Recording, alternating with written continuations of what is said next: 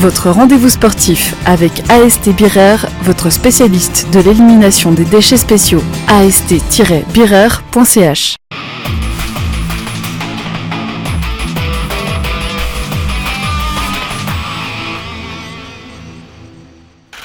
Count it up, count it up, count it up, count it, count it up, count it up, count it up, count it.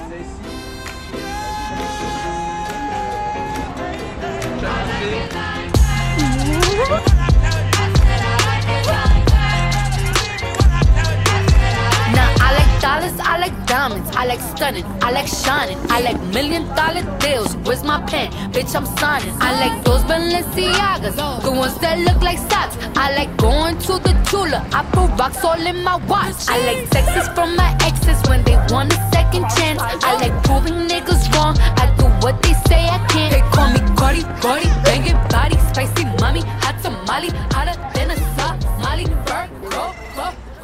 Bonjour, j'espère que vous vous êtes bien échauffés car l'émission de sport d'aujourd'hui va aller très très vite. Nous nous trouvons au stade du Wankdorf à Berne, c'est le fief des femmes les plus rapides de Suisse. L'équipe suisse féminine de relais 4x100 mètres a fait rêver le public à de multiples reprises, mais pour réaliser des exploits, il faut d'abord s'entraîner. Alors comment elles font? C'est ce que nous allons découvrir avec Raphaël Monachon qui est leur nouveau coach. Bonjour Raphaël. Bonjour.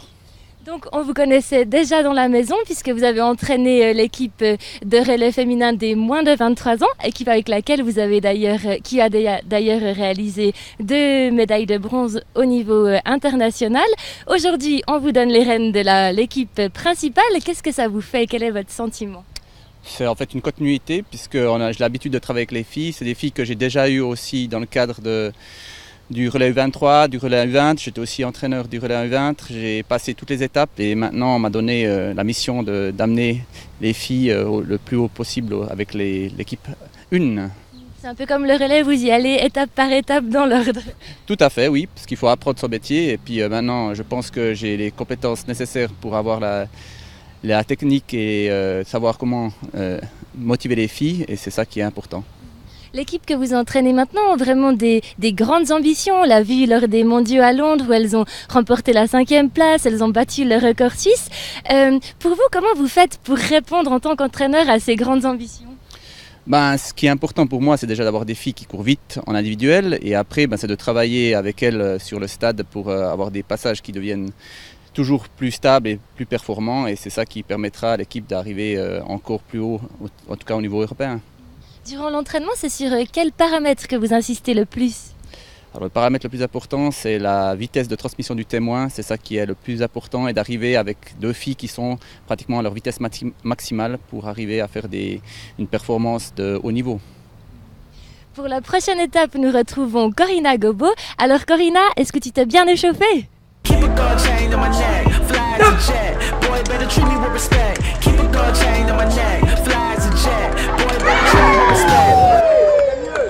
Stefanie, das ist dir definitiv nicht nötig, sich selber einzuwärmen. Hier wird einem schon einmal vom Zuschauen warm. Bei mir ist die schnellste Schweizer Sprinterin, die Mushinga Kambunji. Sie kennt die Tartanbahn hier in Bern als eine von hier bestens. Mushinga, Trainerwechsel, das ist immer etwas, wo man sich neu darauf einstellen muss. Wie ist es euch im Team gegangen und vor allem, was erwartet ihr jetzt vom neuen Trainer? Ich glaube, es ist recht gut gegangen, der ganze Trainerwechsel, wo viele den Raphael schon kennen. Und da war für viele eigentlich nichts Neues gewesen. Ich kenne den Raphael auch schon ein bisschen als Staffeltrainer. Aber ich glaube, es ist eigentlich sehr gut gegangen. Das Wichtigste ist eben, dass sich alle wohlfühlen, dass es für alle passt. Und es hat bis jetzt eigentlich sehr gut funktioniert. Jetzt hat er eine neue Bestzeit aufgestellt, 52,5 Sekunden. Und jetzt geht es im August an die EM zu Berlin. Jetzt steigen ja immer die Erwartungen, jetzt hat man eine neue Bestzeit, jetzt will man noch mehr und noch mehr. Wie geht man mit diesem Druck um? Für uns ist es eigentlich normal, wir wollen immer jedes Jahr schneller werden, auch wenn wir jetzt eine Bestzeit haben gemacht haben. Wir haben immer das Gefühl, es geht noch besser. Bei diesem Wechsel kann man sicher noch etwas rausholen. Ich bin schon ein bisschen schneller geworden, die anderen bin ich sicher, können sich auch noch mal steigern und noch mal schneller werden als letztes Jahr. Und das sollte eigentlich schon möglich sein, aber unser Ziel ist schon klar, eigentlich immer schneller zu werden für uns. Merci vielmals, Mushinga Kambunji. Und wir tauchen jetzt ab in die Analyse. Wir wollen schauen, so einen Sprint. Wie kann man den noch verbessern oder kann man den auch noch korrigieren?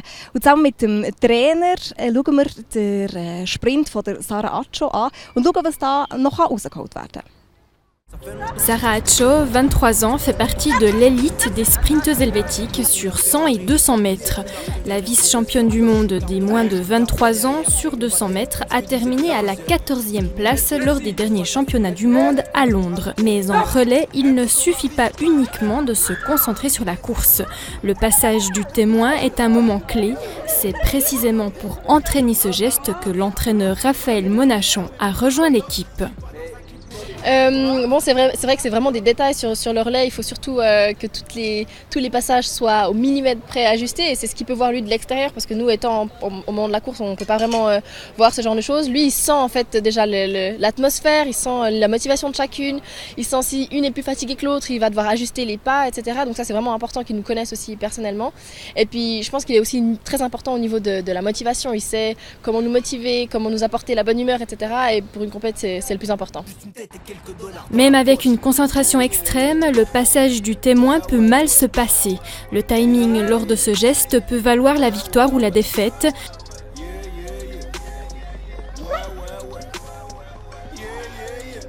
Même si le plaisir fait partie des entraînements, l'entraîneur ne laisse rien passer. Alors Sarah doit surtout s'améliorer sur la stabilité de sa main. Sa main n'est pas toujours en haut. Sur le premier passage, on avait vu que sa main était un peu encore en bas et le deuxième, elle s'est vraiment corrigée et tout de suite, les temps sont plus rapides et le passage du témoin se fait plus rapidement. Les fautes sont immédiatement analysées et corrigées. Sarah Accio sait lequel des passages de témoin est le plus difficile. Elle sait aussi pourquoi. Au moment du passage en lui-même, ce qui est le plus dur, c'est vraiment de prendre le témoin, sachant qu'on a deux tâches importantes. C'est déjà de partir exactement à la marque. Donc, quelqu'un qui court à plusieurs kilomètres heure nous arrive dessus à pleine vitesse. Donc, il faut partir à 10 cm d'écart à chaque fois. Donc, c'est vraiment compliqué d'avoir la bonne réaction. Et en plus, on doit partir vite et en faisant un mouvement, disons, vers l'arrière où on ne voit pas ce qu'on fait. Donc, oui, je pense que le plus dur, c'est de partir, de prendre le témoin. L'ambiance au sein de l'équipe est bonne, mais pour les championnats d'Europe de cet été à Berlin, il faudra aussi maîtriser ce moment clé. Comme ça, à l'œil nu, c'est bien, on peut regarder avec la vidéo, mais la précision aujourd'hui, c'est pas ce qui est mauvais. Ce qui est mauvais, c'est plus par le bras qui n'est pas donné correctement. Hein, d'accord ?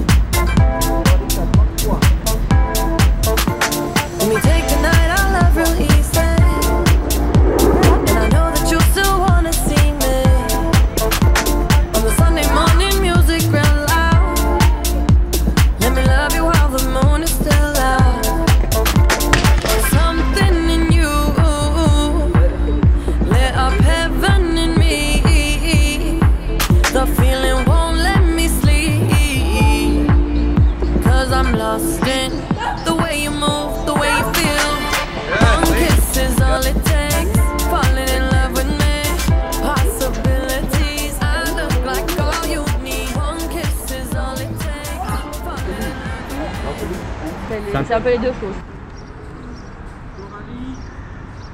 Vous l'avez compris, ici sur la piste, c'est l'esprit d'équipe qui prime et même les meilleures coureuses, si elles manquent d'esprit d'équipe, peuvent perdre la course. Et pour en parler, nous retrouvons Fanette Humer. Alors Fanette, vous avez eu des belles performances au niveau individuel et là vous avez intégré l'équipe. Mais est-ce que vous pouvez me dire qu'est-ce que ça change qu'on s'entraîne au niveau individuel ou collectif ? Alors, c'est clair que c'est pas la même chose. Bon, à la base, l'athlétisme, c'est un sport individuel. Et puis, quand j'ai intégré en 2012 le relais, c'était vraiment une nouvelle expérience. Et je peux dire que ça fait vraiment plaisir aussi d'avoir des expériences en équipe, vu qu'on est souvent seul. Et puis, moi, je fonctionne beaucoup avec les émotions. Puis c'est vrai que, par exemple, sur les stades avec l'équipe, les émotions, elles sont multipliées, triplées, quadruplées, enfin, avec toutes les filles. Et puis ça, je trouve que c'est presque ce qui change le plus. La motivation aussi, la responsabilité. Donc on compte pas que sur nous. En fin de compte, on sait que les filles aussi comptent sur nous. Et c'est une sacrée adrénaline. Et je pense, c'est une autre adrénaline quand on est en individuel et puis qu'on compte que sur notre sort à nous, quoi. Donc c'est intéressant.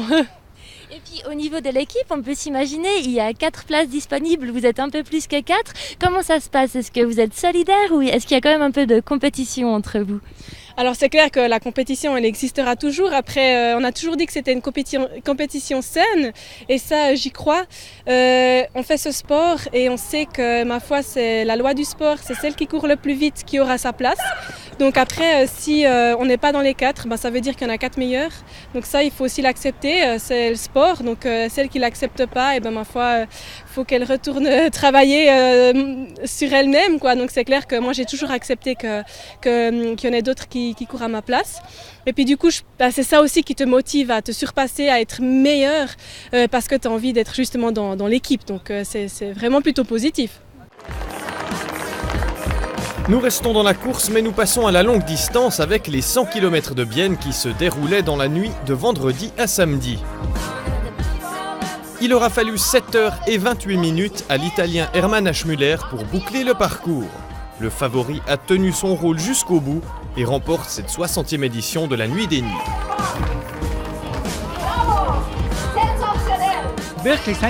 C'est une course sensationnelle, je suis super heureux. Au kilomètre 17, je me suis trompé de chemin, ce qui m'a fait courir 1 kilomètre de plus et j'ai pris 10 minutes de retard à cause de cela. Ça a été un coup dur pour le mental, mais j'ai cru en moi et maintenant je suis super content d'avoir atteint la ligne d'arrivée, car ce n'a pas été facile. Retour en arrière. À 22h tapantes, les coureurs s'élancent.